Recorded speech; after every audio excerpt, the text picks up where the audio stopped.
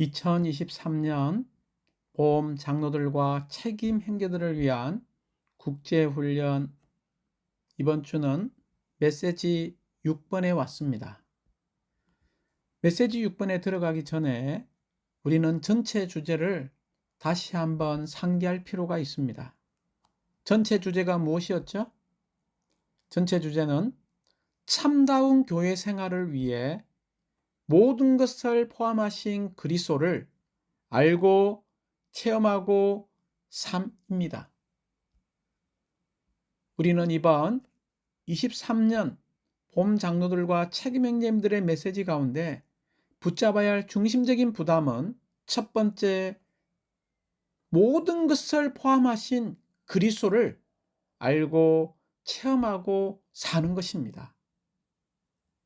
그 목표는 무엇입니까? 바로 참다운 교회 생활을 위한 것입니다. 그러므로 이 전체 주제 아래서 우리는 두 단어를 붙잡아야 합니다. 그리스도와 교회입니다. 이 그리스도는 모든 것을 포함하신 그리스도이기 때문에 이러한 그리스도를 우리는 먼저 알아야 하고, 두 번째는 알 뿐만이 아니라 체험해야 하며, 마지막 세 번째는 우리의 삶을 통해서 이분을 우리는 확대할 필요가 있습니다. 그 결과는, 그 목표는 바로 참다운 교회 생활이라는 것입니다. 이러한 참다운 교회 생활을 위해서 우리는 메시지 1번에 반드시 누구에게 돌아와야죠. 바로 모든 것을 포함하신 이 그리스도 자신께로 우리가 돌아와야 합니다. 돌아와서 우리는 무엇을 해야 하나요? 메시지 2번에 있는 것처럼 우리는 소재물의 실제이신 이 그리스도를 우리가 누려야 합니다. 소재이신 이 그리스도. 누리면 누릴수록 우리는 소재물인 그리스도인의 생활을 살 것이고, 누리면 누릴수록 소재물인 교회 생활을 하여서 결국 우리는 위대한 소재물인 새 예루살렘, 곧 삼위 하나님과 세 부분으로 된 사람의 연합의 궁극적인 완결인 새 예루살렘으로 완결되게 될 것입니다. 우리가 메시지 1번과 2번, 즉 참다운 교회 생활을 위해서 그리스도 자신께 돌아와서 소재물의 실제이신 이 그리스도를 우리가 누린다면, 우리는 메시지 3번에서 우리 안에 인격으로 계시고 생명으로 계시는 이 그리스도를 살아내게 될 것입니다. 곧 우리는 한 세 사람인 이 교회를 위해서 그리스도를 우리의 생명으로 취할 뿐만이 아니라 우리의 인격으로 취하게 될 것입니다. 그리스도를 우리의 인격으로 취한다는 것은 전적으로 우리 안에 있는 일입니다. 그러나 메시지 4번은 우리가 그리스도 자신께 돌아와서 소재물의 실제이신 이 그리스도를 누린다면 우리 안에서는 바로 생명이신 이 그리스도를 우리의 인격으로 취하게 될 것인데, 그 결과 우리는 외적으로, 밖으로 바로 이 그리스도를 확대하게 된다는 것입니다. 이것이 메시지 1번, 2번, 3번이죠. 엄밀히 말하면 앞에 우리는 놀라운 계시를 보았다라고 말할 수 있습니다. 그러나 우리가 메시지 5번, 6번, 7번은 앞에 참된 이 그리스도께 돌아와서 소재물의 실제이신 이 그리스도를 누리고, 그 결과 안에서는 이 그리스도를 우리의 인격으로 취하고, 외적으로는 그리스도를 확대하기 위해서 골로새서 3장과 4장 이 두 장을 통해서 우리가 참되게 적용하고 실행해야 되는 방면을 이야기하고 있습니다. 그러므로 지난주 우리는 메시지 5번에서 모든 것을 누구의 이름 안에서 해야 합니까? 바로 주 예수님의 이름 안에서 해야 한다는 것입니다. 이번 주 메시지 6번에서는 두 번째 실행의 방면으로서 이런 참다운 교회 생활을 위해서 메시지 6번의 제목이죠. 그리스도의 화평이 우리 마음에서 판정을 내리도록 하고 그리스도의 말씀이 우리 안에 풍성히 거하도록 하며 기도에 꾸준히 힘써야 한다는 것입니다.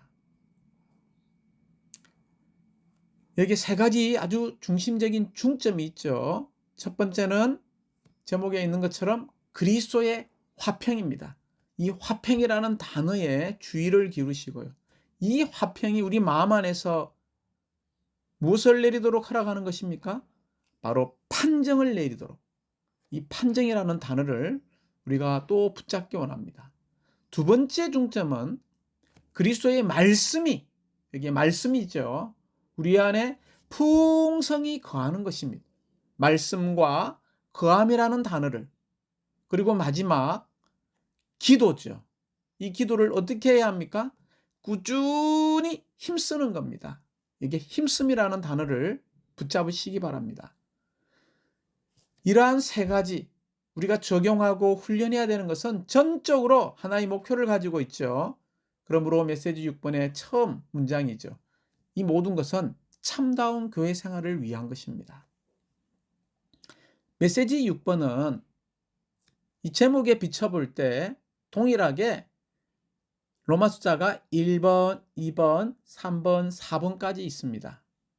로마 숫자 1번은 골로새서 3장 15절을 배경으로 삼았죠. 바로 그리스도의 화평이 판정을 내리는 것입니다. 자, 로마자 1번은 그리스도의 화평이 판정을 내리는 것. 로마자 2번은요. 골로새서 3장 16절 말씀에 근거했죠. 그리스도의 말씀이 우리 안에 풍성히 거하는 것입니다. 그리고 로마자 3번은요. 골로새서 4장 2절 말씀을 근거로 했습니다. 기도에 꾸준히 힘쓰는 겁니다. 특별히 기도에게 꾸준히라는 이 단어의 의미는 끊임없이 견고하게 간절히 지속하는 것을 말하고 있습니다. 이런 기도에 힘쓰는 것입니다. 마지막 로마자 4번은 로마자 1번과 2번, 이 3번의 목표, 결론을 이야기하고 있죠. 우리의 이러한 세 가지의 적용과 실행은 전적으로 무엇을 위한 것입니까? 바로 우리의 참다운 교회 생활을 위한 것입니다. 그러므로 로마자 4번의 중심적인 부담은 참다운 교회 생활이죠. 다시 한번요.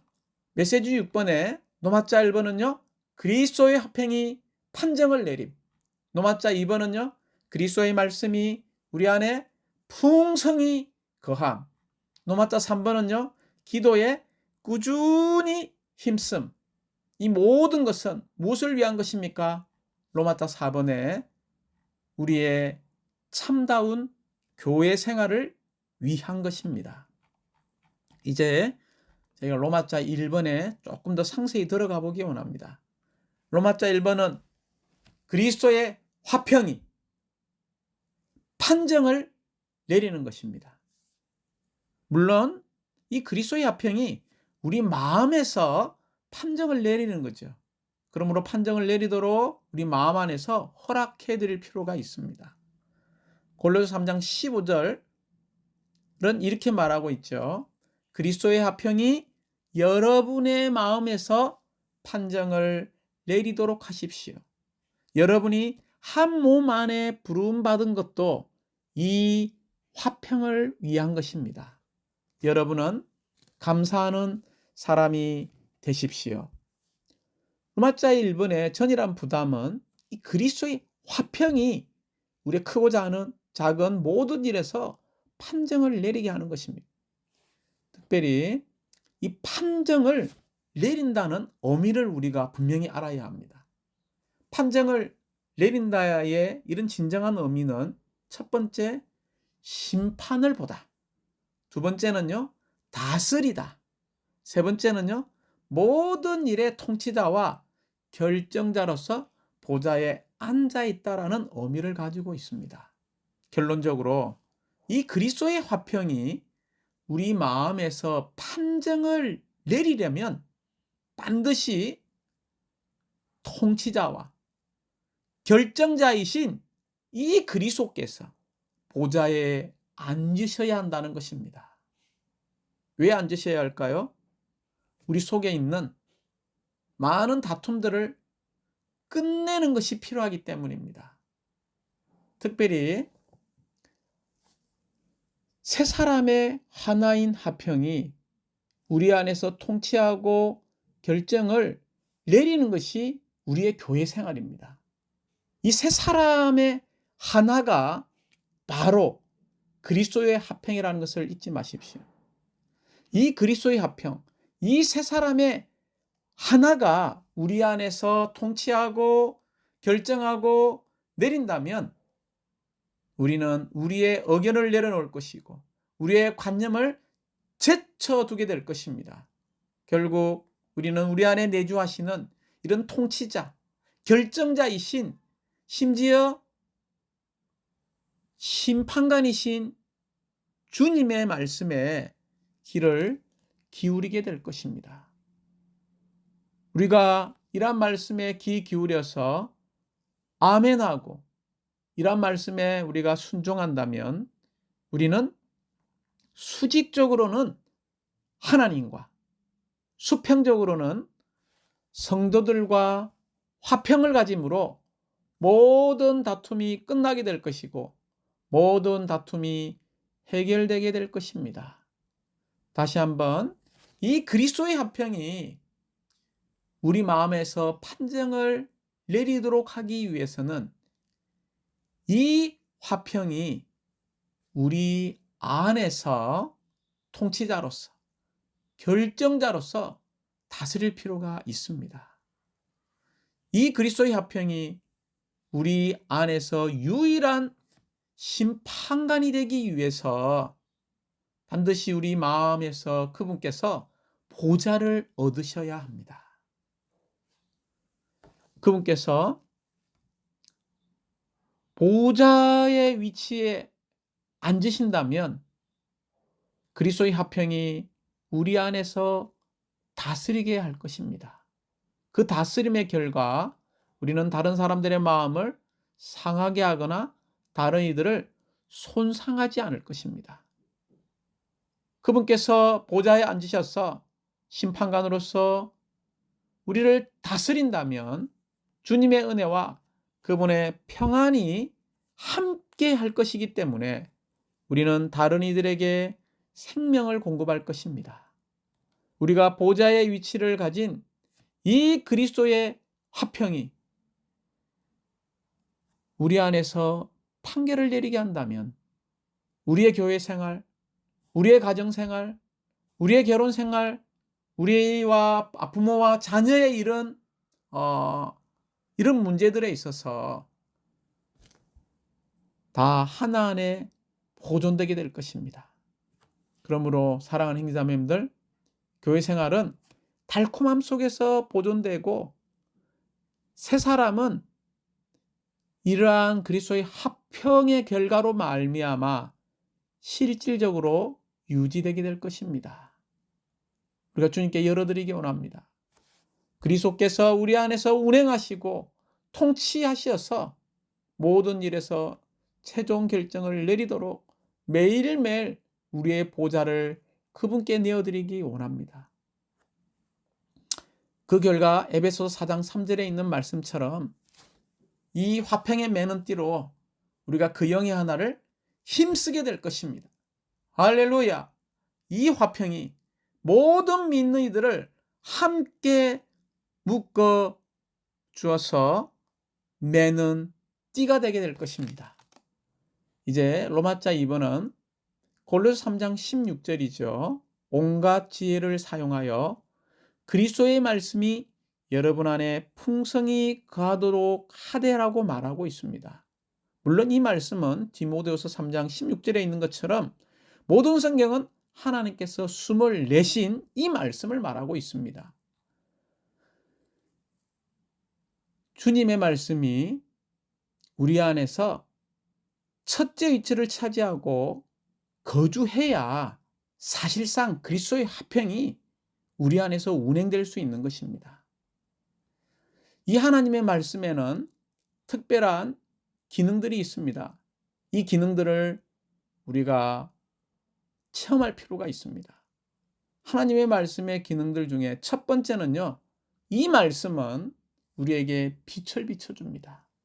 두 번째 하나님의 말씀은요, 우리의 영적인 참된 음식으로서 우리를 양육하는 하늘에 속한 영양분이 가득합니다. 세 번째로 하나님의 말씀은 우리를 적시어서 우리의 영원한 목마름을 해결하십니다. 네 번째로 하나님의 말씀은 우리의 영과 혼과 몸을 강건하게 합니다. 다섯 번째로 하나님의 말씀은 유기적이고 신진대사적으로 우리 존재를 씻어 모민교회의 지체들로서 우리 모두를 건축되게 합니다.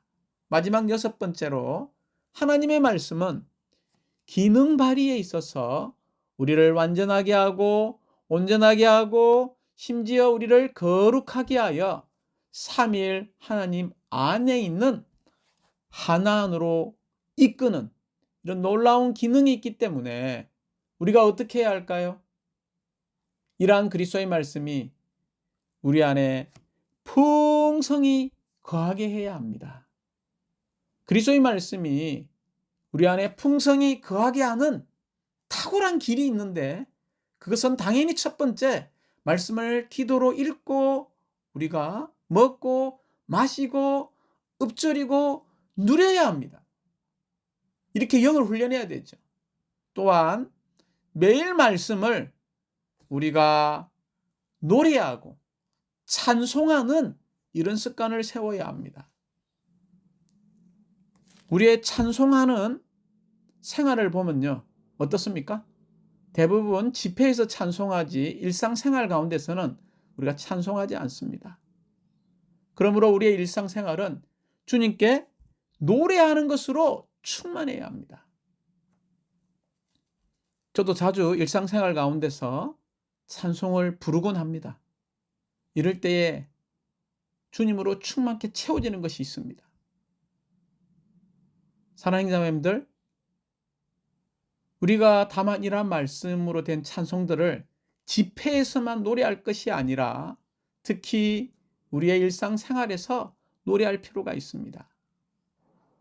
단지 집회소에서 집회 때만 찬송하고 노래하지 맙시다. 매일 우리가 말씀으로 노래하는 습관, 찬송하는 습관을 세웁시다. 그럴 때 우리의 집회는 형식적이지 않을 것이고 정말 풍성한 그 영이 흐르는 집회가 될 것입니다. 우리가 말씀을 노래하고 일상생활 가운데서 찬송하면 찬송할수록 이 말씀이 우리 안에 거하고 스며들고 우리를 적시게 될 것입니다. 결국 이 그리스도께서 그 영에 적용된 말씀으로서 우리 안에 그분 자신을 주입하게 될 것입니다. 이 시간 다시 한번 이러한 신성한 빛의 내적인 비침과 신선 생명의 공급을 받기 위해서 먼저 우리가 주님께 열어드리기 원합니다. 우리 온 존재를 새롭게 비워드리기 원합니다. 그럴 때 뭔가 주님의 새로운 것이 우리 안에 들어오게 될 것이고 충만케 될 것이고 채워지게 될 것입니다. 좀 더 전진해서 우리의 마음을 다하여 주님을 이러한 방식으로 추구하기 원합니다. 또한 우리를 주님에게서 분리하는 것은 무엇이든지 처리하고 거절하기 원합니다. 심지어 회개하고 주님으로부터 멀어지게 하는 것, 분리하게 하는 것들을 자백하기 원합니다. 좀 더 전진해서 우리 확신을 버리고 특별히 주님의 긍휼과 은혜를 얻도록 매일매일 주님을 새롭게 앙망해야 되는데 가장 좋은 길은 우리의 영을 사용하여 우리의 일상생활 가운데서 말씀을 기도로 먹고 읊조리고 그럴 뿐만이 아니라 우리가 이러한 말씀을 노래하고 찬송하는 사람이 된다면 우리는 하나님의 숨으로 가득 채워진 하나님의 사람들이 될 것이고 하나님의 사람으로 장비되게 될 것입니다. 이제 로마자 3번에 왔습니다. 기도에 꾸준히 힘씀. 골로새 4장 2절 말씀은 기도에 꾸준히 힘쓰고 기도할 때에 감사하는 마음으로 깨어있도록 하십시오라고 이야기했죠. 좀 참고 구절로 에베소서 6장 18절에서도 항상 영 안에서 기도하십시오. 이것을 위하여 힘을 다해 늘 깨어있으며 모든 성도들을 두고 간구하십시오라고 말하고 있습니다. 물론 여기에 부담은 기도에 힘쓰는 거죠. 어떻게 힘써야 합니까? 그 앞에 있는 단어를 잊지 마십시오. 꾸준히 힘쓰는 겁니다. 꾸준히 힘쓴다는 것은 끊임없이 견고하게 간절히 힘을 다하여 지속하는 것이라고 말했습니다. 이러한 기도에 꾸준히 힘쓰기 위해서 우리는 기도에 충분한 시간을 할애해 둘 필요가 있습니다. 기도에 충분한 시간을 할애하여서 그리스도의 풍성을 더 흡수해야 합니다. 주님을 흡수하고 구체적이고도 효과적인 방식으로 그분을 접촉한다면 빛이 가득하게 될 것입니다. 빛이 가득한 상황에서 살아있는 하나님을 접촉할 수 있고 만나게 될 것입니다. 이럴 때 우리는 자연스럽게 은혜의 보좌 앞으로 나아가게 될 것이고 이 은혜가 우리 안에서 흐르고 공급하는 강이 되게 될 것입니다. 이럴 때 우리는 사탄과 맞서 싸워서 승리할 수 있겠죠. 특별히 하나님 편에 서서 사탄과 맞서 싸우려면 기도에 충분한 시간을 할애할 뿐만이 아니라 기도에 꾸준히 힘써야 한다는 것입니다. 골로새 4장 2절 조금 전에 제가 읽어드렸죠. 여기에 바울의 말에 따르면 우리가 꾸준히 하도록 요구되는 것이 있었는데 그것이 기도라는 것입니다. 우리는 기도가 영적 전쟁과 관련이 있기 때문에 기도에 꾸준히 힘써야 된다는 것을 우리가 알아야 합니다. 우주 안에는 세 가지 의지, 즉 하나님의 의지와 사탄의 의지와 사람의 의지가 있습니다. 사탄의 반역으로 인하여 사탄의 의지와 하나님의 의지가 서로 대립하고 있습니다. 우주 가운데 있는 모든 전쟁은 그 근원이 이 두 의지의 충돌에 있습니다. 우주에는 세 가지의 의지가 있으나 싸움에는요 오직 두 편, 하나님과 사탄만이 관련되어 있습니다. 중요한 쟁점은 사람이 하나님의 의지를 선택하느냐 아니면 사탄의 의지를 선택하느냐에 달려 있습니다. 만일 사람의 의지가 하나님의 의지와 함께 선다면 하나님의 의지가 성취될 것입니다. 하나님의 뜻이 하늘에서 이루어진 것처럼 이 땅에서도 이루어지게 될 것입니다. 형제자매님들, 기도는 사람이 하나님과 함께 일하는 것으로서 하나님의 왕국이 오게 하며 하나님의 뜻이 땅에서 이루어지게 합니다. 이러한 기도는 또한 사탄의 의지와 어둠의 건세를 전복하고 땅에서 하나님의 뜻을 위해 길을 닦는 것입니다. 그러므로 기도하는 것은 영적 전쟁에 참여하는 것이라는 것입니다. 형제자매들, 오늘날을 보십시오. 이 세상을 보십시오.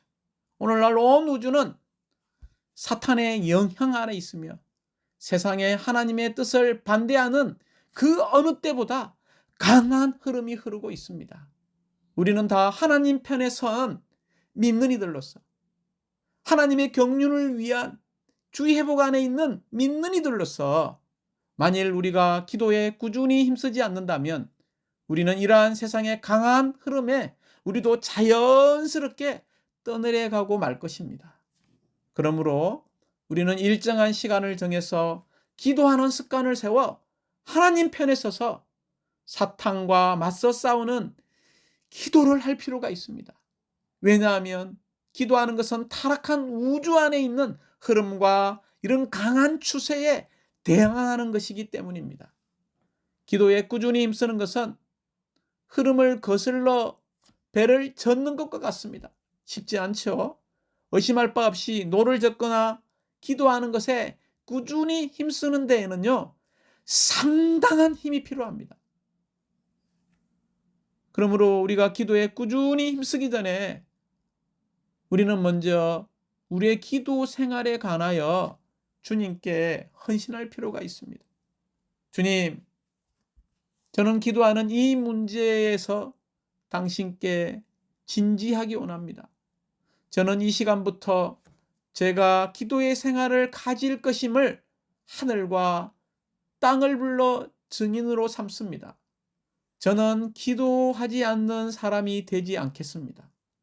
반대로 저는 기도하는 사람이 되겠습니다. 주님, 저는 이것에 있어서 필사적이기 원합니다. 제가 기도 생활을 하도록 제 자신을 주님께 바칩니다. 주님, 저를 기도의 영 안에서 지켜주십시오. 제가 이것을 잊어버리거나 소홀히 여길지라도 당신께서 이것을 잊지 않으실 것을 압니다. 기도에 대해서 거듭 상기시켜 주십시오. 우리가 기도에 관하여 주님과 이러한 약속, 헌신을 한 후에 우리는 기도를 위해 구체적인 시간을 따로 띄워놓을 필요가 있습니다. 띄워놓아야 합니다. 예를 들어 우리가 매일 아침 5분이든 10분이든 시간을 정해놓아야 합니다. 그리고 또 오후에 정오나 일과 후에 저녁 기도 시간을 가질 필요가 있습니다. 하루 동안 구체적으로 시간을 따로 떼어놓음으로써 우리는 기도하기로 정한 우리가 헌신한 시간을 확보할 수 있을 것입니다. 그것이 10분이든 20분이든 30분이든 확보할 필요가 있습니다.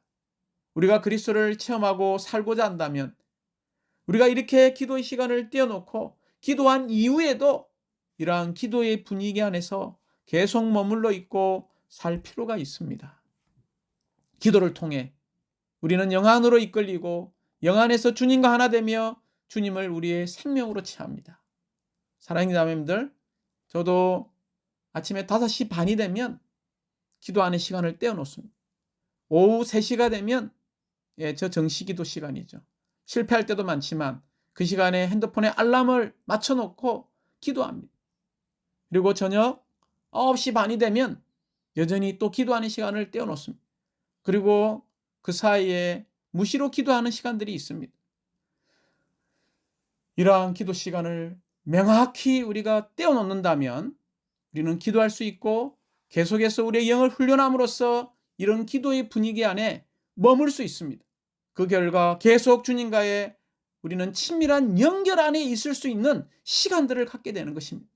심지어 가장 사소한 문제에도 주님께 여쭈므로 이 그리스도를 살아낼 수 있습니다. 우리가 로마자 1번 그리스도의 화평이 판정을 내리고 그리스도의 말씀이 우리 안에 풍성히 거하며 기도에 꾸준히 우리가 힘쓴다면 이것이 바로 우리의 참된 교회 생활이라는 것입니다. 로마자 4번은 이렇게 이야기하고 있죠.